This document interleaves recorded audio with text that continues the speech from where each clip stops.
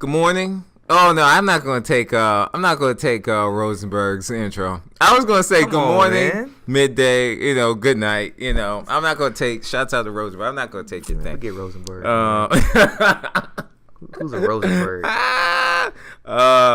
Welcome to the place that you need to be all the time. It's DJ Dunson on the ones and twos, and I got my man with me, Al Morgan. Filling in for the lovely Chanel Loren, who's on her deathbed. Sorry. Oh no, get well, Chanel. She's doing all right. She just had a little fender bender not too long ago, so yeah. These are the Verve sessions, yes sir, and we're about to get it in. We're about to talk about a lot of different topics, and so we should just jump right in. All right, so what's first, man? Let's see here. We got a paper. We're passing out the paper. We're passing around. I hope you don't hear the sounds of paper. We got Justin, man. My man's handwriting. It's a little graffiti style in the handwriting. So it's legendary. I got the first topic being Justin Bieber. I know everybody knows about this particular topic. Racist remarks. Who would have thought? Justin Bieber. The guy that by Charlemagne the God is the honorary black guy. Like he has turned, crossed over. He's our who's somebody that we don't look. I guess Paul Wall. Like we don't really look at him as like a white guy necessarily. I mean, he is a white guy, but he's kind of. I think Justin Bieber's always been white, man. I think he's always been white. Yeah, I do think they tried. I mean, they tried. Him hanging out with Lil Twist, him hanging out with Birdman, driving the Bugatti. Let me ask you a question. So, based on if you guys haven't heard, I mean, there's some racist remarks that came out. Really racist remarks. From when he was a kid, which he still is a kid, but from a while back. Yeah, he had been like 13, 14 years old. I don't know how old he is. He looked a little older than that, maybe. You think so? I think he's probably like 14, 15, a couple years ago. Okay, 14, 15. I'll give it that. I think he's like 20 now or so. But, yeah. What are your thoughts? If you haven't checked it, please go check it out. Please go to World Star, wherever you need to go. I don't want to plug World Star, but you can check it out. Both videos there. Yeah. I mean, what do you think about it, Mickey Dunn? Well, I came in here and I was exposed to I was in the barbershop and everybody was talking about it. And by the way, folks, Mickey stays in the barbershop. He always has a fresh lineup. You know what I'm saying? Cut from it's cut from some spirit of God comes down and just the room gets bright. That line comes across. Yeah, I try to stay on point, man. I try not to get caught slipping out here in these streets. I try, keep it right. It's never been wrong. And the places where women talk all the time, guys talk in barbershops and back alleys, like corners. That's where guys shoot the breeze and get bootleg DVDs and pornos. Definitely pornos. Like I've seen my dad cop a couple pornos from the barbershop a couple times, or a fake FUBU shirt. Those are still going around. I think so. Yeah, I think so, man. Whose sweatshop is doing this? Because somebody in the barbershop is like selling something on the side. Oh my gosh. They do it all the time. Like literally I'll sit there and up and down the block there's somebody that goes, I got a polo not that long ago from the barbershop. It was real. No. It was real. It was really real. I looked at the tag. It had the story which it really came from. Okay, all right. It was official. But how much it cost though? You probably got it for like. Yo, this guy was crazy. He charged me, what was it, like $8 or something for like a shirt? That? Yeah, it was like $8. He was trying to I forgot what he said he was trying to buy. Like I think he was trying to get a pack of cigarettes or something like that. He sold you a polo shirt for a pack of cigarettes. Well, here's what he did. He came in with a rack of them. He had Nautica, Tommy Hilfiger, polos, Ralph Lauren, and he came in like, hey, I got these. These just came to me. Right. I'm trying to get like a pack of cigarettes. You know what I mean? What can I get? Man. What can I get for this? Blah, blah, blah. Did you talk him down at least? I didn't. At first, my eyes are closed and I'm getting my haircut. So my barber was like, yo, so what are you trying to let those go? He's like, so what? I mean, I'm just trying to get a pack. Like, what are you trying to do? Wow. And he was like, yo, like $7, $8. She's like, fine, we could do it. Right. And he made like almost $20 in there because there was another guy in there. Like $8 for a polo. And look, these were definitely commandeered from somewhere, but the polo thing was really on there. You know, I know how to check the stitching. I've seen flea market polos before with backwards and stuff like that, and cotton was soft. It was that Macy's softness that you feel on there. I was like, this stuff is real. This guy is selling it, and the tag says $67.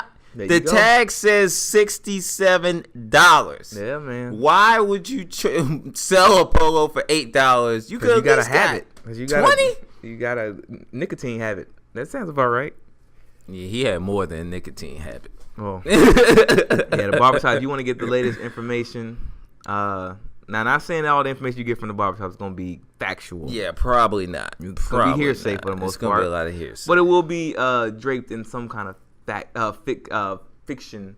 Yeah. In some way. Some sort of fiction. So, yeah, everybody was talking about the Justin thing, and dudes were saying, he won't be, his hood pass is revoked. Oh, I agree. He no longer can, walk around. Because a lot of people gave what Charlamagne was talking. A lot of people gave Justin the hood pass. He was one of us. But now, mind you, I've never listened to a Justin Bieber song. I don't think. I think I heard the Baby song once. But other than that, I haven't really listened to Justin Bieber. I've heard some of his stuff. He's got. I mean. My favorite of all the stuff is the stuff that he came out with that was downloadable. He never actually put it out. It was just like you download it for free, and it was real soulful. It was real. Like I love the production. I love the. I don't know. I wouldn't pay for it, but I like the sound. I like where they tried to go with it. I mean, he's not horrible. Like he can sing. He's not like I don't know if he's like singers are on different levels. I'm not a believer. I'm not a believer, especially after these comments. I can't. My skin will not allow me to. Now, how you can't just cut it off like that? But so, what do you think about his career? Do you think his career is over or what? I think his career was already ending. I think he sabotaged himself. Everybody, like when you're a kid superstar, you have a hard transition to being an adult, and I think. His second album, they tried to get him to that adult stage, and the kids weren't ready yet. And I don't know how well that album did. They probably did well still. But I think him getting caught up in all the cases and the drugs and the drag racing and things, like, there's only a few people that are Teflon. And really, like a guy like, Chris. Chris has the number one hit right now. You go to any club, you're going to hear, Loyal, right? Right. One thing that keeps Chris from really falling off is that he'll always be on either somebody's hot song or he has a hot song out.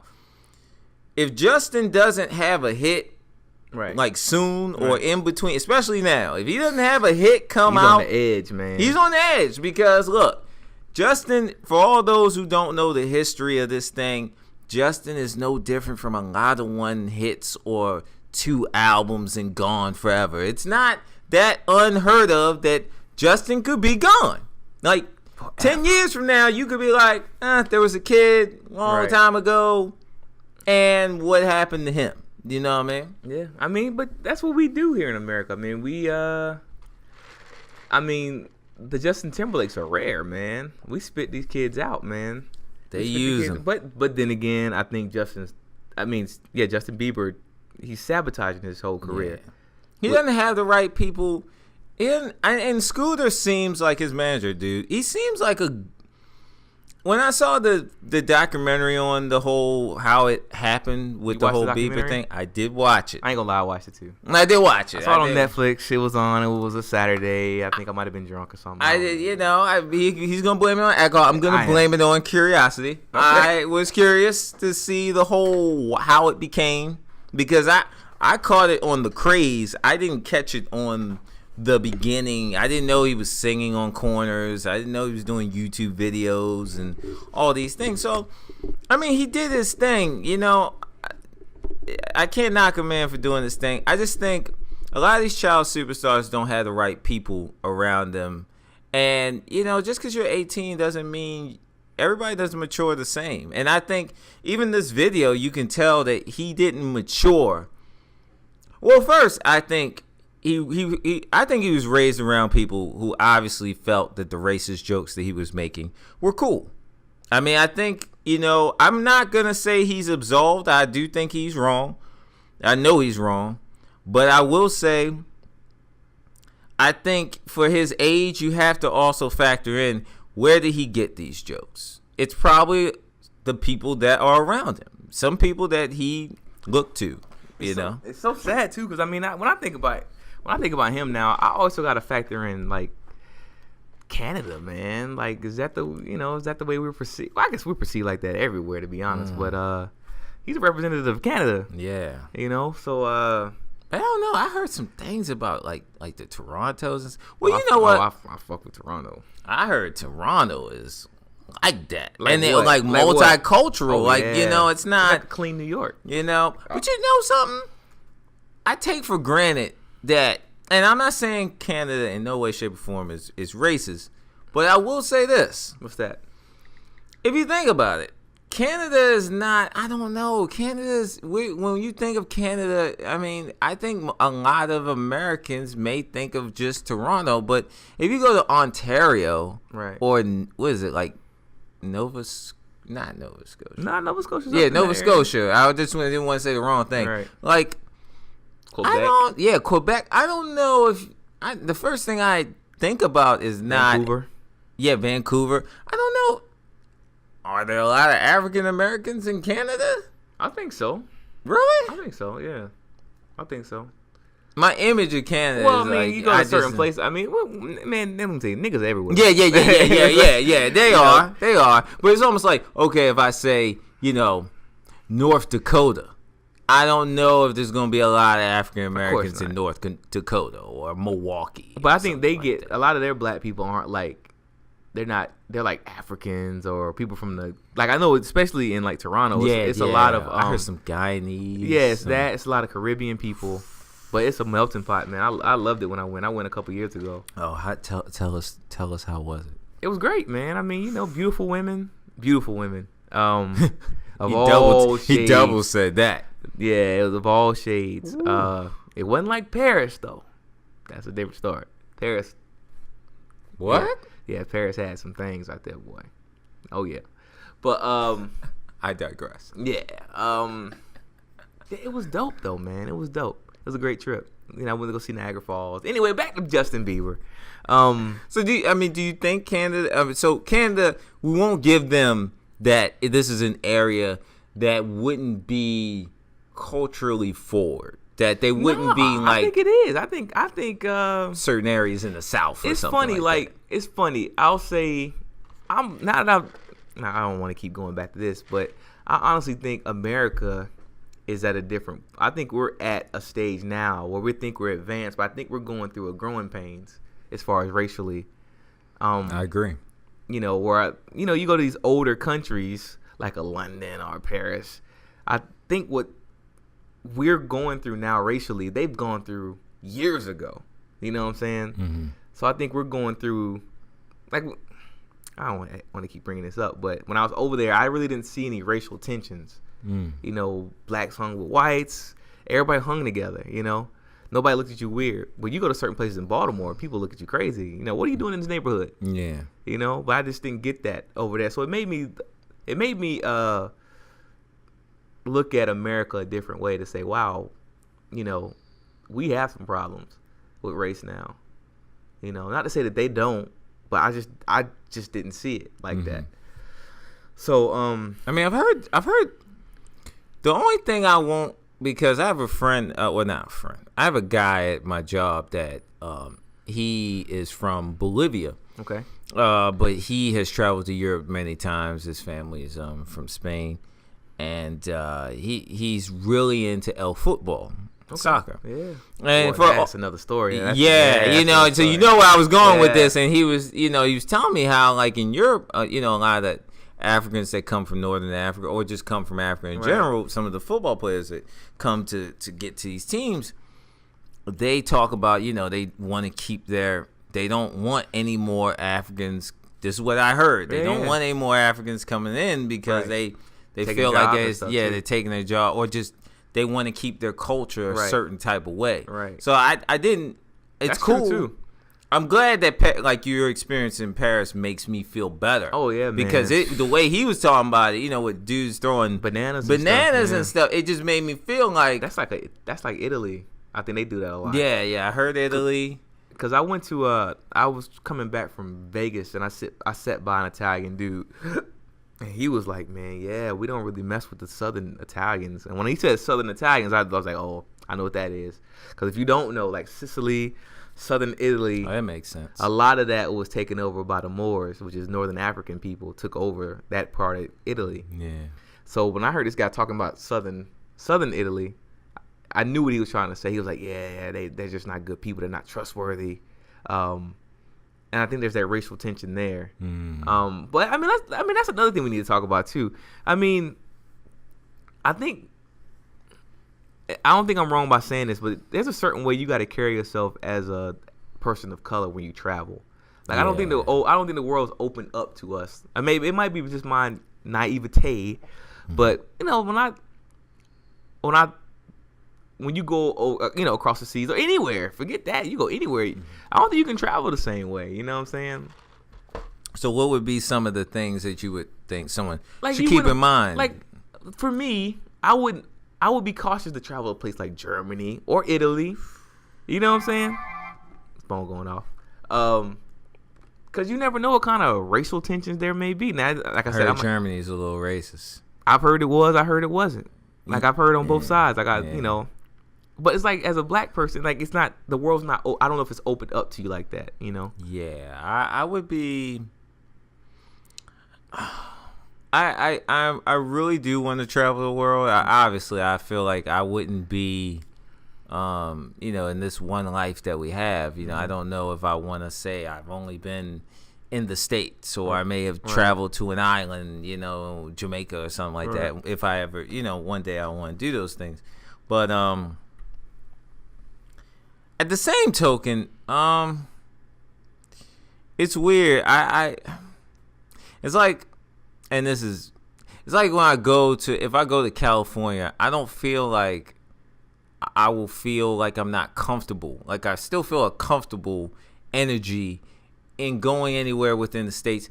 Granted, certain places I don't really want to go. Like you're not gonna find me in the middle of Mississippi somewhere, right? Unless there's something that draws me. But I'm not gonna randomly say, "Hey, let's go to Mississippi. Let's go into the area of I don't even know, and let's just hang out." I'm not gonna do that. See, I'd be comfortable in Mississippi. I guess because I'm from the South. Yeah, it doesn't bother me. I don't.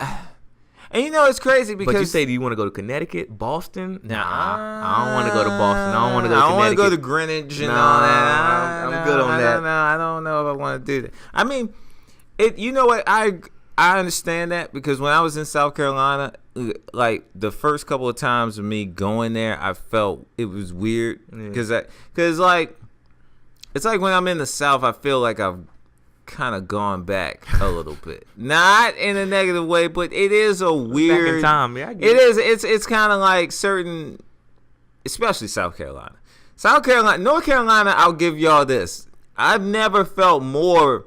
North Carolina, I feel like I'm cool. Like when I was in Charlotte or when I was in Raleigh or whatever, I didn't really feel. Matter of fact, I didn't feel in North. I'm sorry for my South Carolina. I know. I love y'all. I got a lot of family in Columbia. I love y'all. I love both Carolina. I have family in both of them. But when I'm in North Carolina, I don't feel quite the vibe that I get when I'm in South Carolina. When I'm in South Carolina, I do feel a way like I feel like we've gone back. And then when I'm in the woods and stuff like that, I have a lot of family that live, down there. You can get a trailer, you get a piece of land. That's the thing to do. And when you're out there, you clear your mind. It's a beautiful way to recharge. I love it. But on the same token, it's like when you're going around certain areas and you run into certain white people and you see them and they see you, you do get the vibe. Like they can smell that I'm a Yankee. Like Maybe. they can smell that I'm not. They like. There's just an energy like. What makes you think it might not just be in your head, Mickey Dunn? Could be. Could just be in your head. Could be. It could be. Yeah. I'll tell you this. My first Confederate truck I ever saw was in South Carolina. Really? I saw one in Atlanta too. Yeah, They blew me in Atlanta too. But I saw one in South Carolina. I saw a little orange, Yeah, and then South Carolina's, I think their town hall or their town center. I think the Confederate flag. Yeah. I think I saw that when I was down there. So it's probably the Capitol building. Probably Capitol building. Yeah. So it blew me. I was like, it's when I'm around my peoples down there, it's a different. They don't, but they feel comfortable. Mm-hmm. So I guess it's like when you grow up, you kind of. I'm driving on these dark roads with no lights for all this long time. I'm sitting there like, yeah, man. Where's the concrete? Yeah. We've been in the woods for like 30 minutes. Yeah. Like where's the expressway? Where's like the beltway? You got to ride through some towns. Yeah. We got to get to Orangeburg. We got to ride through some towns. I'm like, what? Yeah, man. Dark at night. It's a different type of dark. You ain't got no street lights and nothing like that. Yeah. No, where's the street lights, Al? The light is the moon. That's where's the street lights? So, let me get back to this. Oh yeah. We are. My problem with the whole Justin Bieber thing is why is it coming out now? Like, I think the scary thing is just showing you TMZ's flexing their muscle. Because they said they've had this on file for a while. Matter of fact, the first video, which was the second video that I showed you, where he's saying the joke, that was an outtake from his documentary that he did that we were just talking about. That was an outtake from that. How'd they get that? Somebody. Yeah. So they've probably had that for a while, man. I wonder what made them. They might have been sensitive to that because he is a kid. Nah, I just think they were like, it's gonna be a day. It's gonna be a day. But TMZ don't hold their bullets like that. TMZ don't hold their bullets like that. Cause when the Jay thing kind of happened, they could have held that. It would have shot still. That bullet was still strong whether you had did it then or now. Cause that was late. It wasn't in the same time. I hear what you're saying, but it might be the TMZ just trying like, look, this is what we got. Bam. It's just like when it's a slow cycle, put that out there. Nothing's really going on today. What we got on file? You gotta imagine how much stuff comes across their desk, cause they paying people as far as like for footage. How much money are they? TMZ makes that much money? I don't know how, but I'm sure they are. They got a TV show. I mean, they making money. I mean, they paying people, man. They paying people. Cause I forgot. I think the person that did that elevator tape got 6 digits off of that. They say that. They say he did. I don't know. He probably got at least 50, 60 off of it. Yeah, he lost his job, but hey. Yeah. I mean, you probably got your salary. Definitely. I would hope so. I mean, but TMZ is an army. Because I remember I had to take heed to TMZ when Michael Jackson died. That's when I really was like, oh. They were the first one to break that story about Michael Jackson's death. And didn't they get his picture, like his autopsy picture and stuff like that? I don't know, man, but they're powerful. Man. That's a machine, dude. That's a machine. They slowly grew though. When they first came out, they weren't. They're kind of at their peaking. Like they're kind of flexing heavy muscle because in the beginning they would put stories out, but these were stories that kind of was still. I mean, they would break a few, but they were still hitting a lot of stories that other people hit. Now, man, they get everything. They getting the first dibs. Like, they really are getting, because that Bieber story is powerful, man. That Bieber video is a career killer. I mean, that's a career killer of proportions. Like, that killed your career right there. I think the first video, we kind of gave him a pass. Like, yeah, he's young. He came out with a statement saying, yeah, I was young. Yada, yada, yada. I'm sorry. 2 videos. But then today, another video dropped from you saying something. Yeah. And is that the only one, Al? Right. They might have a whole backlog of him saying stupid shit. But, I mean, and then people signed a petition. To get him out of America. Yeah, I feel like at the core of this, he is either he grew up around or he was exposed to at a young age. I get it. I know, some racist people. No, man, that could be true, but I get it now. I think in America there's only one slot that we have for a white person taking from black culture. And I think Miley Cyrus has that spot now. So they trying to push Justin Bieber out. Miley Cyrus gets a spot. She's killing. She's killing right now. She is killing. I mean, she took twerking, which was already in existence. She invented twerking, man. Yeah, by she invented twerking. By popular culture, yes, but we all know twerking has been around for very long. About 10, 15 years, man. Probably older than that. But it's so crazy, like when Molly did it, it just like now everybody started saw doing this like, before. What is this twerking thing? Now everybody's on the news is twerking, and it's like, what the heck? Did y'all not? Yeah. I mean, Yin Yang Twins. Yeah, that's why it's crazy. This is a 15-year, maybe a little longer than that, because twerking was happening in the 69 boys back then. Yeah. You know what I mean? Back in the Luke days, they were twerking. But it takes the right person to do it, man, I guess. Yeah, so maybe Miley has taken that spot. It's kind of sad that, that it's come to that. So I hope, hey, Justin, I hope you can come. You're going to need a hit. I hope you survive, my brother. But need a hit. Better call the hit makers. I mean, look at it like this. If R. Kelly can't survive, brother, you can survive. No, you can't give him that. You can't give him that. If R. Kelly, if Chris Brown got a number one song right now, R. Kelly's another level, though. He's another level. I don't know, man. He is. R. Kelly may be. Well, you know what? I guess you're right, because R. Kelly's content was more sexual.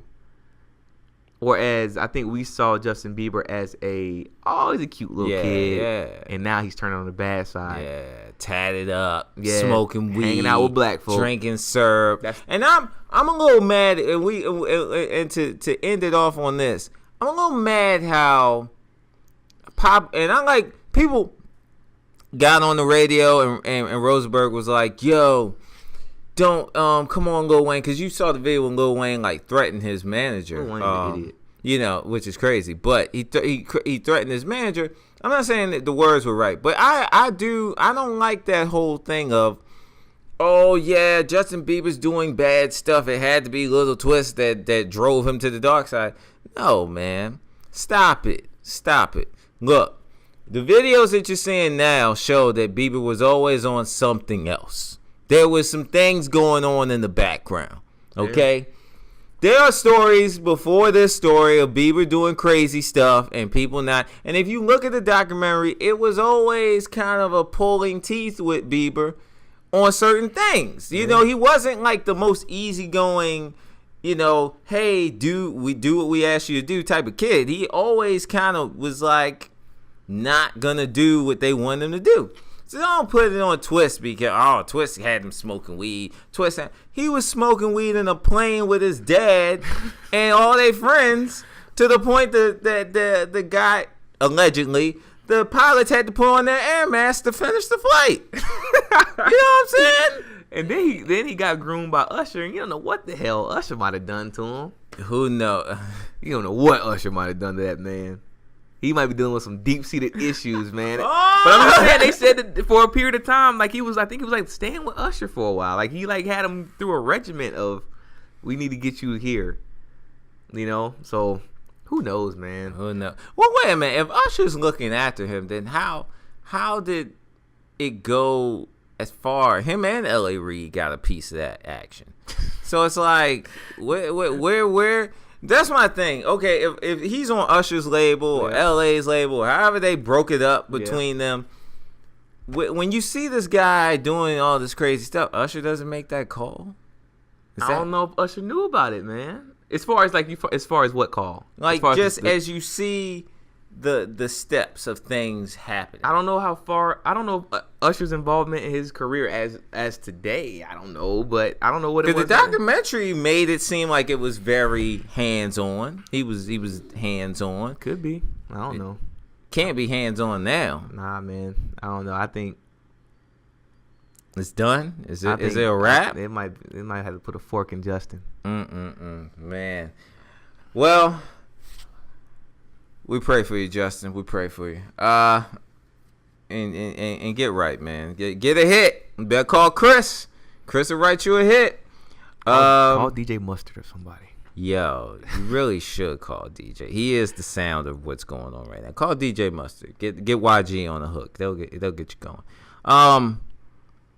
Preachers with money. I think that's what that says. Yeah, that's what that says. But go ahead, man. What are we talking about? You know, so we saw something. Well, some people were howling at me about this video of Pastor Jamal Bryant saying, you know, these hoes ain't loyal. And you know, it was speaking of the song, you know, these hoes ain't loyal. And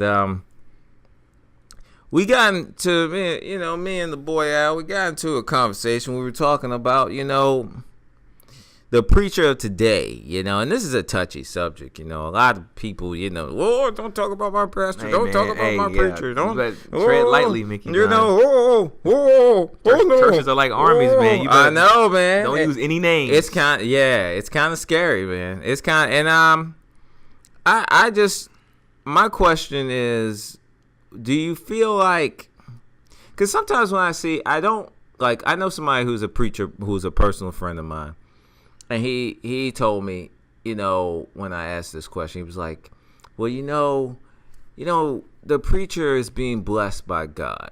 So everything that he's getting is what God wants him to get. And we shouldn't, you know, ask any questions about that. He is doing so much. You know, he has so many responsibilities if he's a preacher or if he's a pastor or whatever. If he's a head of a church or he has some role of leadership in the church, right? He does so many things. These blessings that are coming to him, whether it's a Bentley or a jet or 3, 4, 5, 6 mansions in different states or countries, whatever, these are things that God wants him to have. But my question is, okay. It's not my place to judge that, but what if your congregation, no one in your congregation, we're talking about the flock, we're talking about old Gladys May that's coming there every Sunday at Saturday morning Bible school, driving her little Oldsmobile, you know, taking her little pension money and giving you, you know, her 10%. She will never. Let's be clear. She will never have what you have. And she probably doesn't desire what you have. Right. But the option, I don't think, is even on the table. Should that be? Or let's take it to even the young person like us that's working their 9 to 5, doing what they do. And the access to these funds will never be because we're not doing any of that. You know, that's just not what's going on right now. Right. Should we feel a type of way about, should a pastor be making that much money? Is that what, I mean, is it about saving souls, or is it about making some heavy money? It's about building up that bank account. But I, you know, while you were saying it, it kept on going through my mind. I think in the Bible it says, I'm sure in the Bible it says, I'm gonna drop some knowledge for you. It is easier for a camel to go through the eye of a needle than a rich man make his way into heaven. Make his way into heaven, right? Into heaven. Yeah, I mean, you know, I think that, I don't know, man. I honestly don't know. I'm not a fan of the mega church preachers and all that good stuff. It's just I just wasn't raised like that. I went to a Lutheran church and it was very, very small. Like everybody knew each other. I could go to my pastor's house any day of the week. You know, shout out to Pastor Parson in Winston-Salem, North Carolina. On 14th in Cleveland. But it's like I couldn't imagine being in a church where I didn't know, like I couldn't reach out to my pastor and him know my name or whatever. But with somebody like Mr. Bryant, we all know him. Well, most of us know his history in Baltimore, which is a it's a very what's the word I'm looking for? It's a little sketchy. Sketchy. But is it? Do you listen to the messenger, or do you listen to the message in that? And can you divide the two? So as a public speaker, I think he does well. I think he caters to a certain audience. The audience of look at your neighbor and you say, let's see, what should we say now? Neighbor? And they say, neighbor? I hate my boss.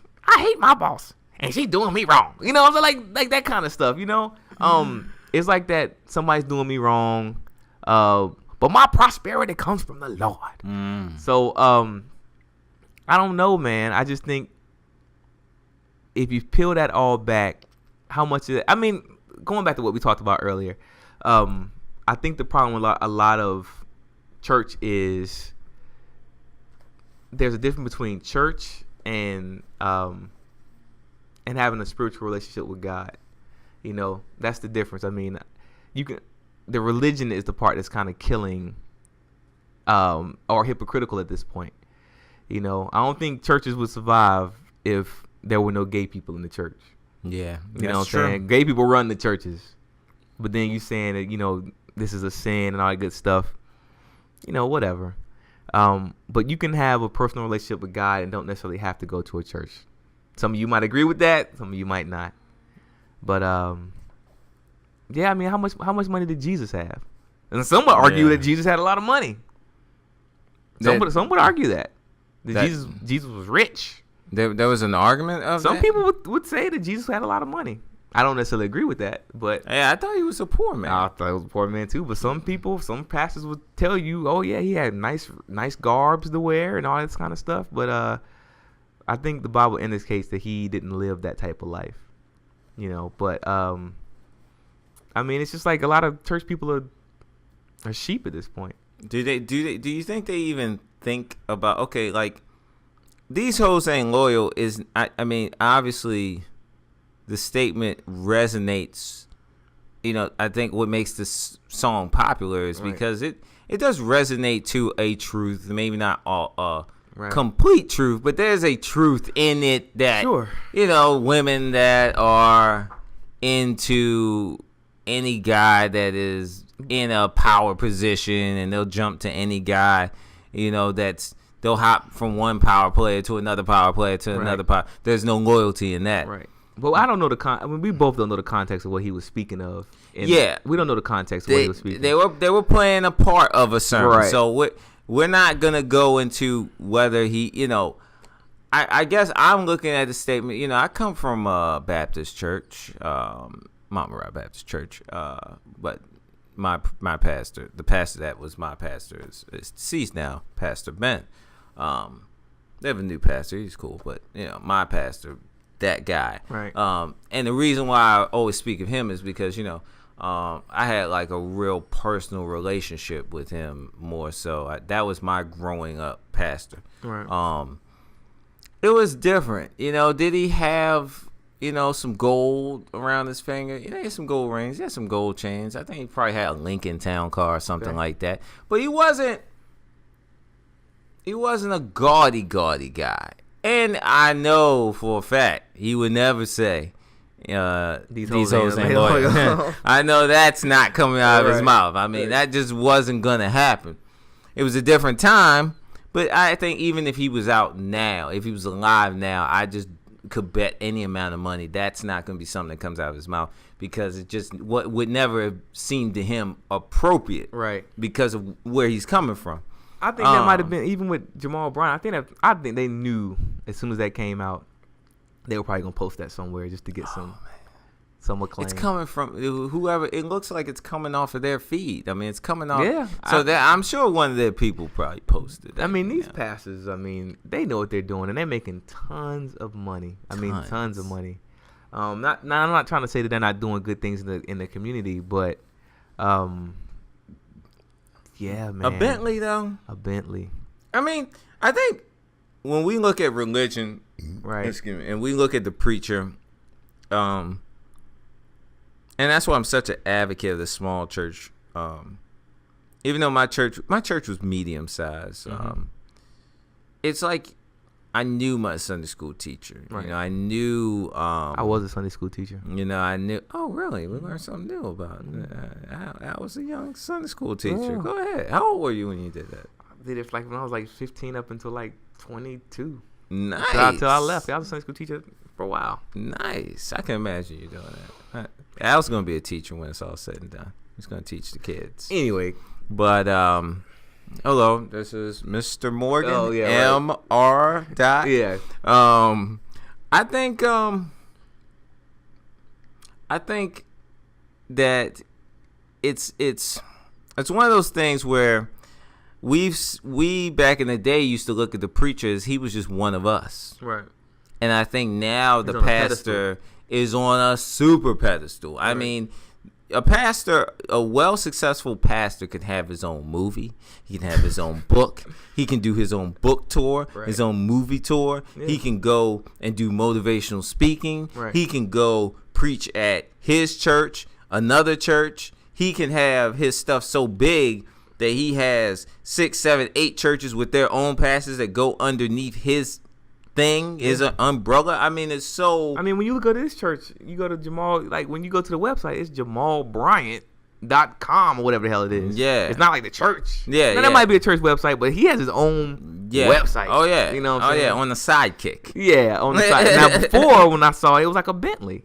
It was like a Bentley, and like certain parts of the car opened up, and you know, but and that's all good if that's what you. Yeah, I mean, I it's hard. Because I don't want to judge the man because on certain levels, because it's like, okay, he's trying to do something good, right? At the core of everything. He's trying to, if he's preaching prosperity, it's coming from a place of he wants people to do better. My question is,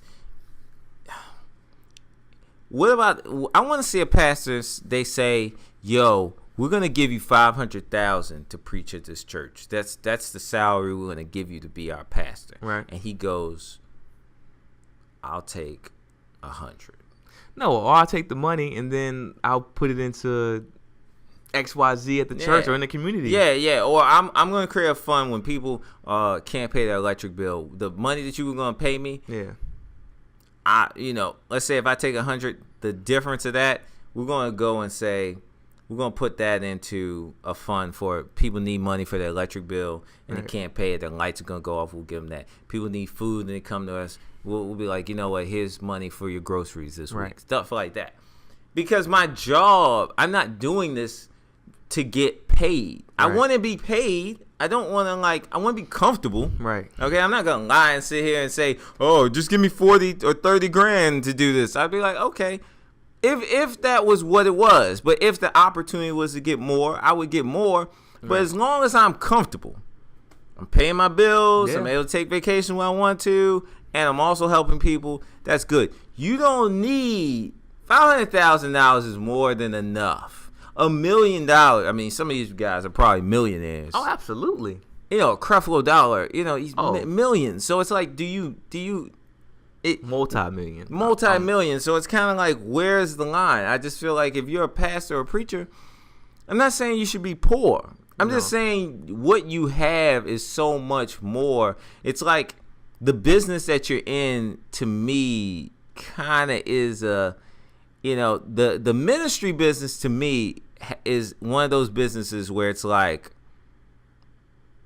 your job is so much more than you getting paid. Getting paid should not be your thing. Like, now, if you're an engineer, the expectations of an engineer is, he's going to go and do his job and he can make as much money as he wants. Because there's no expectations, I guess, morally or socially of a civil engineer.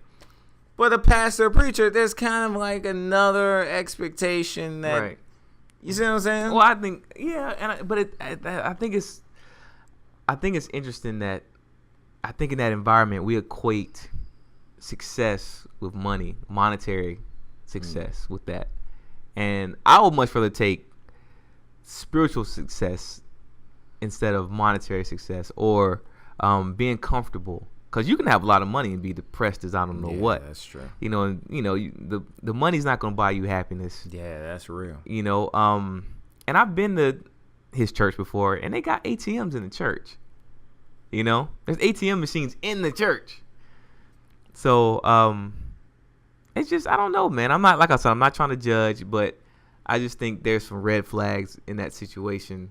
That and he's one pastor of many around the country. Oh my gosh. That are the same model, and it's like I think it's a culture thing. I think it's definitely a culture thing. If you grew up in that, you wouldn't know any better. Yeah. You know, if that was your pastor from Jump Street, you wouldn't know any better. Yeah.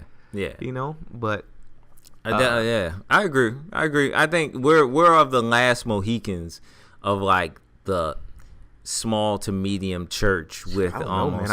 I don't even think church is gonna be around in the next couple of years, man. The way people are changing to being atheists and not believing in God, I don't even know if church is gonna be around in 50 years. You think so? I'm serious. You know, I don't really know people that have a denomination anymore.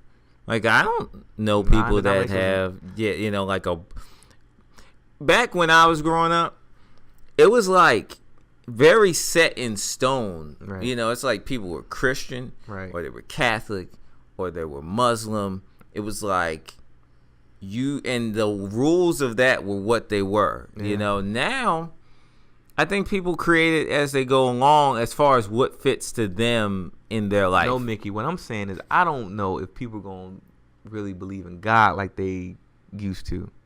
Talk about it. I mean, where are you going? I mean, I'm only going by what I know. Like, not to say I make a lot of money, but the more money I make, the more I'm seeing that less people believe in God on the higher level. They either believe in Buddhist or they don't believe in God at all. So you've met a few atheists? Oh, absolutely. I work with a few. Really? Matter of fact, I would say 75 to 80% of the people I work with don't believe in God, or they don't believe in the structure of the church. They might believe that there is a higher power, but they don't believe in, you know, God as we see it, or God is. They might not just. They believe that. One of my best friends believes God is just a joke. It's like a control mechanism.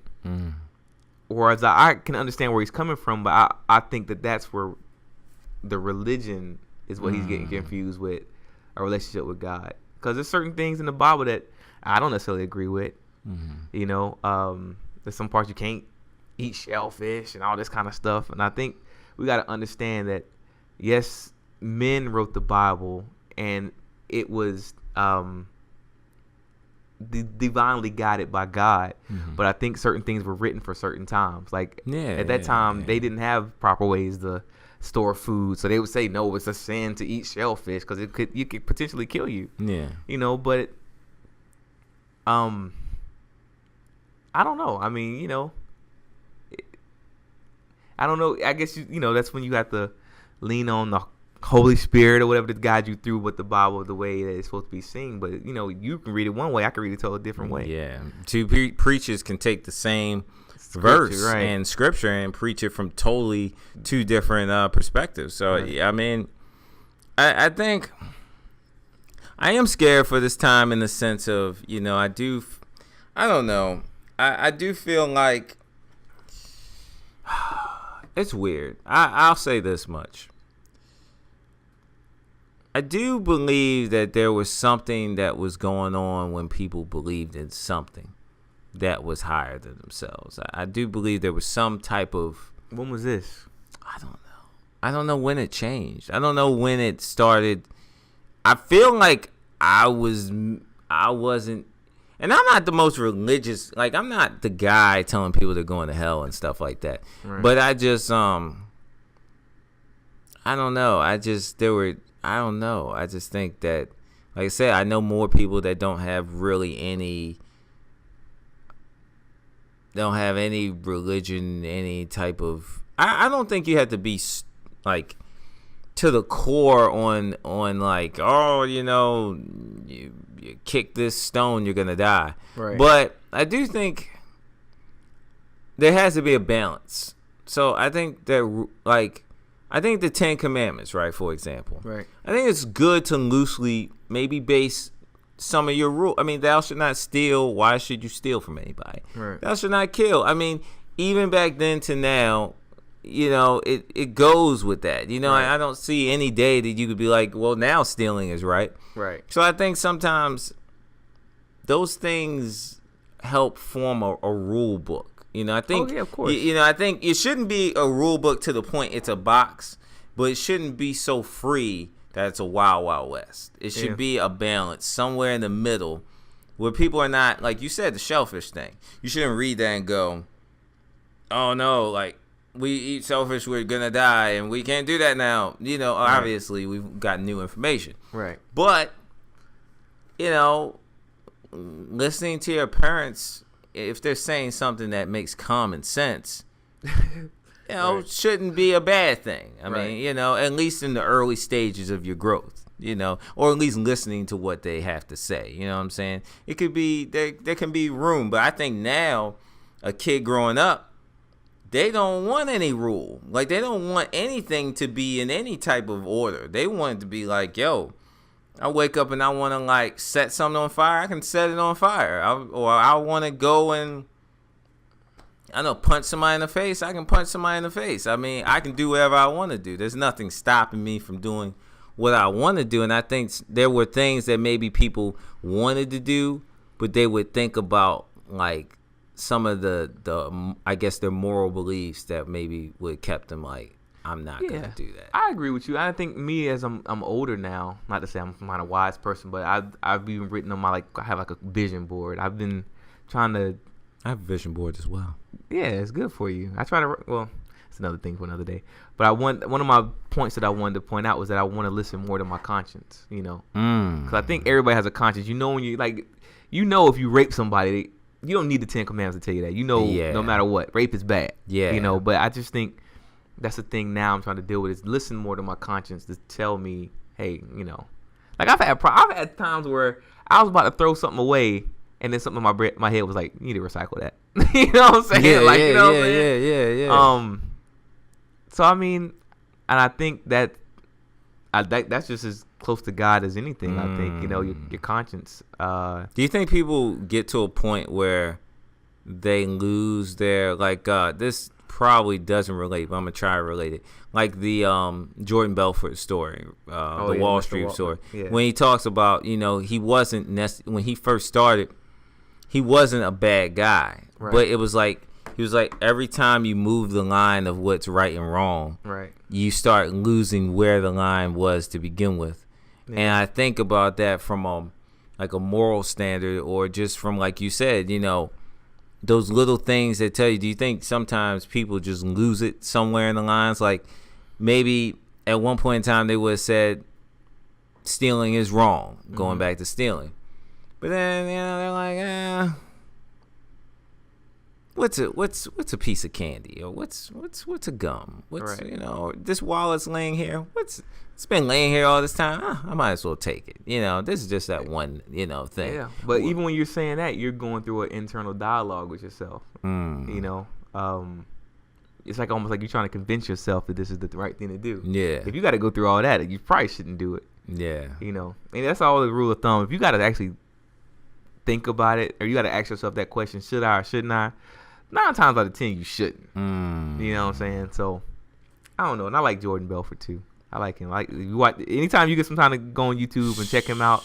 It's not that many clips online, but he's a pretty powerful speaker. Yeah, he had some good, I like that movie. You like the movie? I like that movie. I didn't like it, man. I thought he should have. I mean, I saw 12 Years a Slave finally. Right. And we can jump on this tangent, since we're on. Here we go. I know Nikki about to go with this one.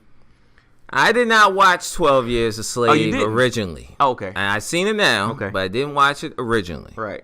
Because I'm tired of slave movies. I don't want to see it. I don't want to see it anymore. You can add comments. There's our history. You don't know. You're black and you should hear every African American story known to man. I should know all of them. That is true. I try to know as much as possible. That is also true. And I think that's what hurts us as a people. What do you mean? Is that we have like one predominant story that is obviously a super important story because, I mean, I should stop singing out of straw pause because my freaking wisdom teeth. But we have like, I'm saying that on the mic. I got my wisdom teeth removed and I'm going through changes. Yeah, and it's healing still. It's still healing. I got open wounds. Pause. It's a little crazy, but I'm going hard. But pause. Shouts out to my brother Al. Yeah. We are more complex. We are more deeper. We have many different stories. I want to see. I mean, we have action stories, but we don't have. I just want to see it to a point where there's a Wolf of Wall Street and there's an African American person doing it, and there was an African American director. And they did that already. It's called New Jack City. I wish we had the webcam. I was listening so attentively. I was like, right. The Will Smith movie was a good movie. Oh yeah, that was a good one too. That was a good movie. But and I like that. I don't like. Do I feel 12 Years should have won an award? Yes. Would I have picked Wall Street over that? No. Yes. No. I would have did it because as much as I like the cast and the girl that won. Shout out to the girl that won. Lupita Nyong'o. My man. Like something like that. I love it. But to me, the lead character, the guy that plays Leonardo DiCaprio? No. For 12 Years a Slave. What is his name? He has a name that's a little Chiwetel Ejiofor. Yeah. I felt like he should have won. Did he win anything? Before I say that. I think he did. He may. I don't know. I felt like he should have won something. He may have.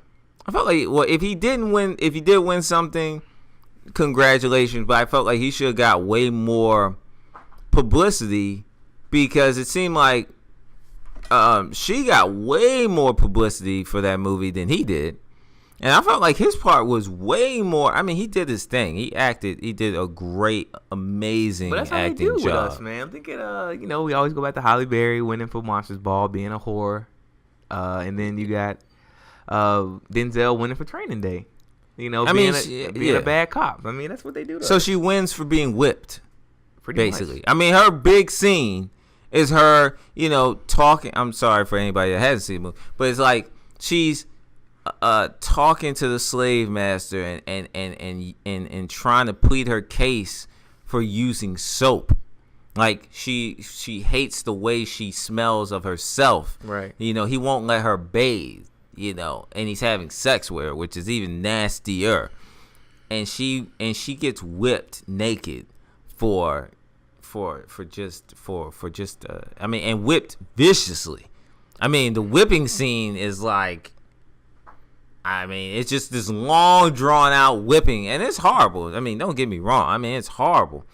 But I feel like still, if we're going to go on performance, yes, but I don't know. I'm more the person. I want to see the character that draws me in.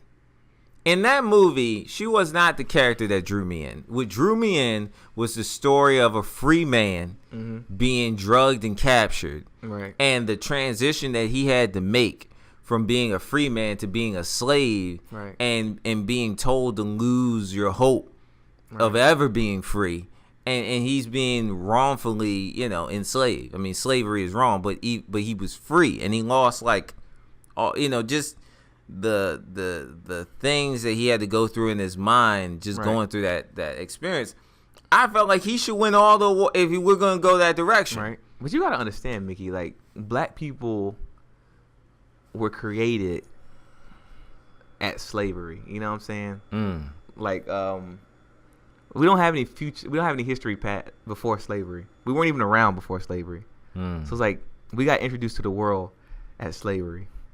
Wow, that's deep. So we've only been on this earth since like 1664 or something like that. I'm joking. So pride. No, but I get what you're saying. Whereas like the African stories, Nah, nobody cares about those. Like the Nobody the cares stories about of different tribes Nah, that did that's not different important. things, It's and not important. Nobody cares about that. Like nobody cares about the fact that when salt was a currency, there were kings and queens in Africa who had that junk on lock. Yeah. Like salt was like the $1,000 bill, and we owned all that shit for the most part. Or the fact that we come from royalty ourselves. We come from pyramids and the maths that we created, or the times we were teaching they're people. making that movie, Mickey. They're making that movie. God, don't you pay attention? What movie are they? They're making a Egypt movie, and I think Michael Fassbender's in it, or I didn't hear about. Or no, that's the other guy's name. I gave him Michael Fassbender, Bradley Cooper, and I think how's Bradley Cooper in this? Because Egyptians were white. Don't you know that? Well, there's some of them. No, none of them some were white. of them. None of them were white. I thought some of them did come over from Europe. I thought some of them were over there. No, I think the Romans or the Greeks, one of them came over because Mark Antony came over. Oh yeah, Caesar and him and Cleopatra got together. Yeah, but mostly black. But I thought there were some Europeans that were over there in Europe. No, in Egypt. In Egypt, no, I doubt it. So it was just all Egyptians. Yeah, probably I would assume so. Okay. As far as the royal family, I'm pretty sure they were all of black descent. At least Egyptian, of course. At least Egyptian. But I hate because people gonna call me out on this. You went to Paris, you bring it up. The cool thing I saw about the Louvre and their Egyptian exhibit is they set the groundwork for a lot of stuff in Egypt. Like I looked at some of the jewelry that they wore. They had like a whole display of all the jewelry. It's the same stuff women are wearing today. I don't even know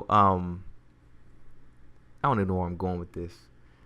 But we set precedent, man. Yeah, we did some great went things full circle prior with the to whole slavery. And I think in American history, in the American story, right, black people's I just flew past my ear. In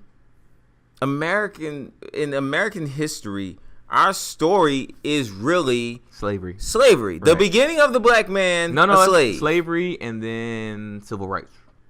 Slavery, civil rights, and then probably slavery. The O.J. Simpson trial, and that's probably about it. We have to throw that one in. But we don't. We don't have enough story. And to circle it all back around, when I watched 12 Years a Slave, it's not that it's not a great movie. It's not that I'm not glad that there's an African American director behind it. I'm happy with all those things, and I wanted to win the award. I personally liked The Wall Street better, The Wolf of Wall Street, because I just thought the character Look, to me, Leo.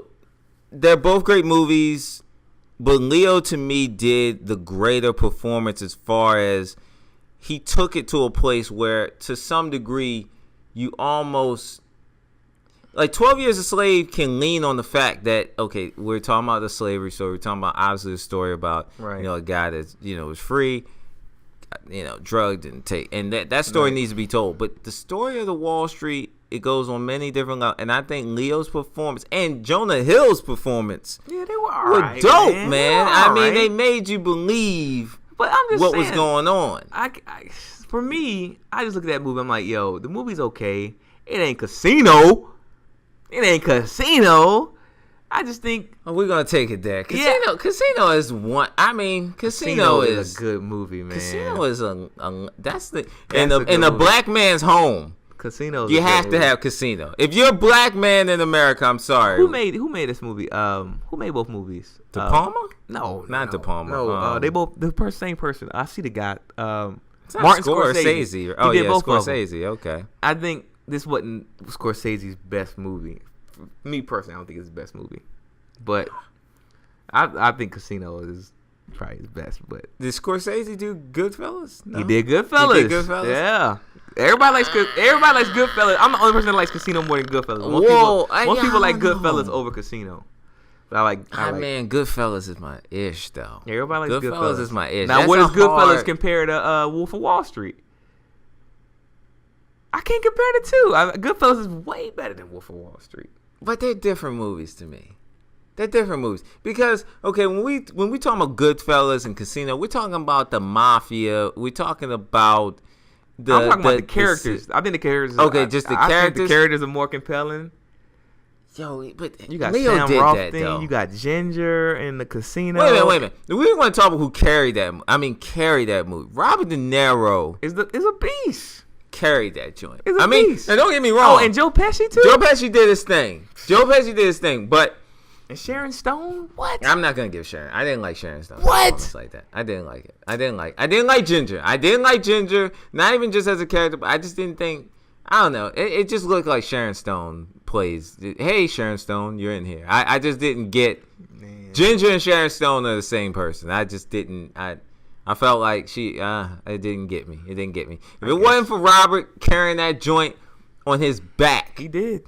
On his back. And Joe Pesci. The bouncing between those two, Joe Pesci and Robert De Niro, I mean, they definitely made each other better.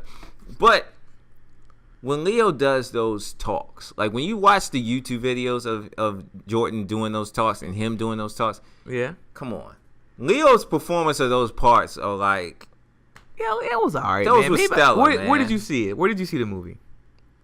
I saw it on DVD actually. Okay, because I saw it on. I burned it. I got a copy offline. Yeah, I didn't see it in the theaters. I wish I did. Okay. It didn't because I think that does change the way you look at stuff. The Wall Street stories don't. They're not the first. It's not gonna grab me. Right. It's not something that I like to watch stories on them, but it doesn't. It's not the. Oh, there's another story about Wall Street. I'd be like, oh, okay, that's cool. It doesn't. It's not. It doesn't jump at me like that. But when I kept hearing like everybody say, yo, you gotta check out Wolf of Wall Street, yo, you gotta check out Wolf of Wall Street, I was like, you know what, let me see what this is all about. Let me see what this is all about. And as I started watching him go from a guy that just was on Wall Street, you get the crash and you start selling penny stocks, and to see him start to just take a bunch of people that should not be working in Wall Street and build a company, and the way he would talk to him and the way he would move, the way he was orchestrating that whole thing, even to the part where, obviously he's on the drugs and the lewds and stuff and he can't see straight. Right. Yo, his wife. Oh, yeah, she was bad in that movie. Lord. And she was bad. I got to see more of her. She's bad. Well, look, man, we gotta go, man. Okay. What time is it? But I want to say, I like both movies, but as black people, we just got to get more directors to tell different stories. I don't mind the slave story. Let's have that. Let's talk about slavery, but let's talk about Egypt. Let's talk about South Africa. Let's talk about, just talk about everything. We did talk about South Africa. Didn't you see District 9? I can't do this anymore. All right, well, that ends our show. I can't do this anymore. Al's been on one, though. I had to say, he gets the award for, he was sarcasm? Killing it. Yeah, sarcasm at a 10. I'm telling you, man. He was killing them. I can't. District 9, man. I can't. Freaking camps with aliens. If you want to see a good movie about aliens, you got to see this movie called Attack the Block. If you haven't seen Attack the Block, it's one of my all-time favorite movies. Attack the Block? You got to see it, man. Get it. Download it. Attack the Block. Is it on Netflix? It might be. Attack the Block. Attack the Block. Attack the Block. What is Al? We do? Are you going to get your story in? I guess I got my spiel. What story? We were doing Mickey Dunn, Al Morgan. Oh no, nah, man! Well, nah, this is what we're doing now. I got a short film I got to get out by the 8th to get to NBC. That's about it. I got this other side gig I'm doing that's driving me nuts. I mean, this is the part of being an independent person in doing graphic work. No, he's a filmmaker. But this is the different. This is the After Effects work. But it's just, let me just tell you the pitfalls of being independent and you working with people like in the government and stuff. I don't care. Somebody might listen to this. I don't know. But let me just don't shoot my man. There's a thing called hurry up and wait. And I'm dealing with a project now. They want you to hurry up and get everything done, and then they want to wait to pay you, Woo! which is BS. So I'm in a position now where I'm dealing with a project that's all messed up, but they wanted me to hurry up and give them something. So I finally give them all the files through WeTransfer. And if you guys don't know what WeTransfer is, it's a transfer service where you get 2 gigs, up to 2 gigs to transfer some files. That's pretty nice. So you go to WeTransfer. I put the files on WeTransfer, it sends it to them, and they're like, all right, cool, thanks. So I get I email a couple weeks later. No, matter of fact, a couple months later saying, hey, can you resend those files? We didn't open them.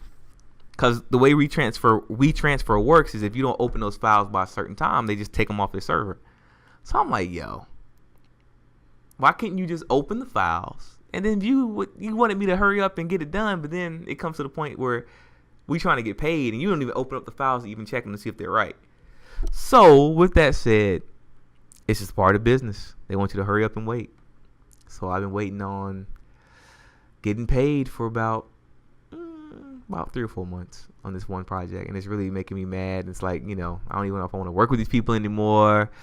It's just terrible. But that's the business, man. And Damn. I'm not here to talk about my clients, so I'm not gonna tell you who it is, but it's just the pitfall. So I guess I'm just venting right now. It's the pitfall. Tell them why you mad, man. Yeah, I mean, tell them why you gotta. mad. I think you gotta be a special person to work with clients, because I'm getting to the point now. I realize that at my age, because I'm only 30, I don't really like working with clients. I don't either. I like working with my friends. I like working on projects, but when you get to the client level, it's like they don't know what they want, but they know what they don't want. So when you show them something, they're like, nah, we don't want that. Try something different. And it's always some BS involved. So it is what it is, man. It's just the nature of the beast. I just wish I could just get to doing more of my projects and doing more stuff like this to give to you guys instead of having to worry about what somebody else thinks is right. So that's my rant for today. Do what you want to do and do what you love, because at the end of the day, no amount of money is worth your sanity. And I'm gonna leave it at that. I must have been supposed to hear that today, because it's something that's been on my mind. So that's not worth it, man. I'm getting some pretty good money for this job, but it's not worth it. It's not worth it at all. And I'm lined up to do more jobs. I'm probably gonna be like, nah, I'm good, because it's not worth it at the end of the day. So whatever. So if you had your choice between peace of mind or money? Peace of mind. I've never been motivated by money. Money doesn't make me happy. It doesn't make me sad. So what makes you happy?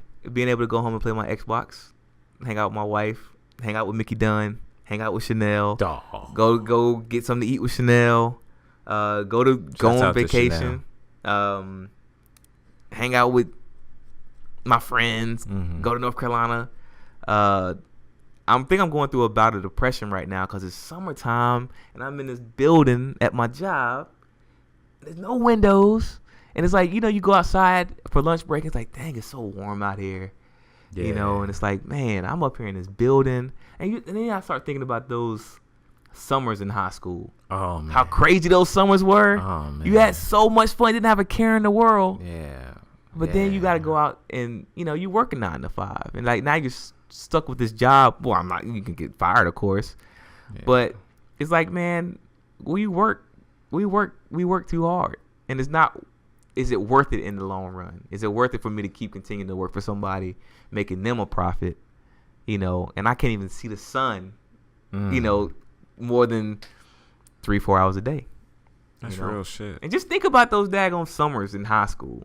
How much trouble you got into, how many girls you might have fucked, or how many games of basketball you played, or how many times you went to Royal Farms and got you a Gatorade after playing basketball and hanging with your friends. Or playing that Xbox, Dreamcast, PS3, PS4, PS2. And how I wish I could just get back to that. And I'm trying to get back to that. I think, man, I think you never really, when people say, you better stay a kid, enjoy being a kid, because when you get an adult, I think you don't really understand it till you're there. It's hard to miss something until you miss it. Right. So I think, like, as a kid, you fight so hard to be an adult. Right. I want to do what I want. I want to go where I want to go. I want to do all these things. I want to be able to be the man, the king of my castle. I don't want to listen to anybody, Right. Then you realize as you get older, like, the monotony of it all, and just being like, it's a routine. Like, you never realize as a kid, you never had a routine. You know, one Monday you're playing basketball. Next Monday you're out at the park. The next Monday you might have a pie job. Yeah. You know, you might work a few hours during the week. Yeah. But your afternoons, you who knows what you could get into. It was no problem growing up in Winston-Salem, me getting woken up by somebody banging on my window to wake me up. You know what I'm saying? Wow. It was my cousin, or was it my friend Philip, or was it my brother Alex coming to the door or the window, because I stayed on the top floor. They would climb onto the roof, and knock on my window to wake me up. Your roofs, they can hop the roof? Yeah, because it's 2 different levels. Like, I had a split level house, and we had a chimney. And they could get on top of the chimney and get on the lower level, which was like the parking deck, and jump from the chimney to the roof, and then come around the side and knock on the window. Wow. Yeah, Instead of knocking on your door. Or I just remember just being like young and staying up till 5 o'clock in the morning playing Halo. 2 different TVs playing against each other or playing Halo. Those were the days, man. Just eating popcorn all over the floor. Where does that go? Is it just a gone. job? It's gone. Is it just a job, or where in the lifestyle do you lose all that? There has to be a point where it's like all that is lost. Where does that go? Is it because we work 8 hours of our days, and then the other couple hours we're basically like winding down to go to sleep to get ready for the next 8? Or is it just the choices that, you know, we've made thus far as adults? Well, it changes when you get on the rat wheel, man. When you gotta pay them bills and you know, you gotta do all that stuff. So we're in the rat race. We're in the rat race, absolutely. Don't miss a paycheck, see what happens. Woo. You might be in trouble. Woo. You might be in trouble. But my whole goal in life, I would just love to be able to buy a place where I can just buy a neighborhood where just all my friends could just live in that neighborhood. I would love to do that. You know what I'm saying? Dope. That would be cool to have all my friends live in the same neighborhood as me. You know, we raise our families together. That would be the ultimate goal. Will that happen? Maybe, maybe not. But possible. Yeah, it's just, you know, it's tough. It's tough. But so we can end this off on a positive note. What are the things you're doing to work towards, maybe if not getting that, getting a piece of that? I'm just learning to be a good friend. You know, I learned that from my mom, because my mom has some really good friends, and I interviewed her when we went back to North Carolina last time. I said, "How do you maintain such good friends?" She's like, "You got to be a good friend to get good friends." So just trying to be a good friend, and you know, just be mindful and just be thankful for what I do have. But I am very thankful. I could be somewhere else. I'm in this office right now. This office could be a jail cell. So, you know what I'm saying? So I'm very thankful. I'm just trying to. Al could have been selling weed and puppies. I could be selling. Could be, man. I'm telling you. But it's just weird to just think that, you know, I think it came to 30. I feel like my life is going in the second gear, and I'm realizing whatever I want to do, I can do. You know, Lord willing, I can do it. Like, you know, why not try to create my own platform? Why not try to be around good people like Mickey Dunn, or be around good people like Chanel or Ashley Alexander? Why not? Like, why not try to be like I want to be a role model for my nieces and nephews. Like, I don't want to be like the creepy uncle. Like, I want to be like, hey, let's go to a shoot. You can come with me. Mm-hmm. You know, I don't want to be some kind of. I like being a good guy. Yeah. You know what I'm saying? I don't try to do anybody wrong or anything like that. And just being thankful, man. That's about it. Like, you know, that's my life story, man. Just trying to. I feel like I'm going into the right direction. Yeah. You know what I'm saying? I'm just trying to plan out everything every single day, and hopefully that will become a habit that I'll continue, and I won't have to think about it anymore, and I'll be doing good habits, which means that my life will be in good shape when I turn 40 years old. Because I'm trying to get into the good habit now. You know, Lord willing, if I make it to 40. But yeah, you know. I mean, we're gonna make it to 1,000. Man. Yeah, we're gonna make it to 1,000, and we're gonna be a successful 1,000. Yeah, because if I make it, I know the same people will be around me. You will be seeing Mickey Dunn, Dalen, because you know these are my people. Shout out to Dalen, man. Yeah, these are my people. So you know. Shout out to Rob Bass. Yeah, all these people, man. You know what I'm saying? Jamar Jones. Yeah. Anybody else want to shout out? Aaron Steele. Who else? I don't even know that guy. But shout out to them. It's a girl. She's in North Carolina. A good friend of mine. My wife, Deidre. Shout out to Deidre. Yeah. Shout out to Deidre with an E. Deidre. Edra. God, dog, man. Shouts out to Al's wife. Yeah, right. Shouts out to Lena. And who? That's that. Yeah. Okay, all right. I had to do it. I mean, you know. But I mean, anybody that supports us and whatever we do, man, it's a family. So yeah, it is what it is, man. We doing this out of labor of love, all that crap. Yeah, whatever. Al's killing it, man. So no, I'm not. But yeah, just be around positive people, and just that's the whole thing. Be around positive people. Be around people that you want to steal something from. Like, just be around those people, and yeah, to build you up. Yeah, because it's a gauge to see. Because I got it. Anyway, that's enough. Mickey Dunn, anything you got to say? Man, I'd like to thank everybody for listening to this podcast, the Verve Sessions. As you see, we went from here to there. We went from East Coast to West Coast to North to the South. We went deep. Yeah, that was fun. We went, all the way around to Chanel about to be out of a job. Yeah, hey, Chanel, you better get on your job. Al came out of retirement. Al came out of retirement. We ain't done this in a long time. You know what I'm saying? Yeah, technically when this first started, it was me and Mickey. Me and the boy Al was doing this, and we was doing. We was doing interviews, all of that. Through the web, Skyping, all that. Man, so, yeah, man.